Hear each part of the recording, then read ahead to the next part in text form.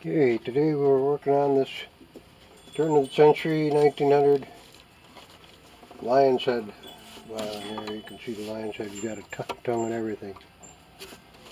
Just taking off the fingerboard, which you did very carefully with the hot water and a spatula designed for that purpose. You got it off. You can tell this is a Saxon German Bohemian violin from that era because of the softwood fingerboard. Very light. It's actually spruce, the same stuff they made the top out of. It's a very thin veneer over the top and on the sides. You can see the line there. So it's quite worn out. Big grooves in there. It's almost right through the. You can see how thick the veneer is. Not very thick. So that's getting worn right through, and if we tried to level it, it would be onto the pine or the spruce. One reason they do that is make it lighter, very lightweight compared to this ebony, which is what we're going to put on.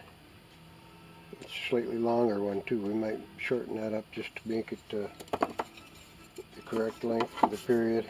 That is a bit long. So we'll shorten it a bit and make sure the angle is correct. Got to get rid of all the excess glue and little pieces of wood that came off when we removed it. It's on there very well. And we'll probably make a new nut. This violin's interesting. It's had the F-holes repaired.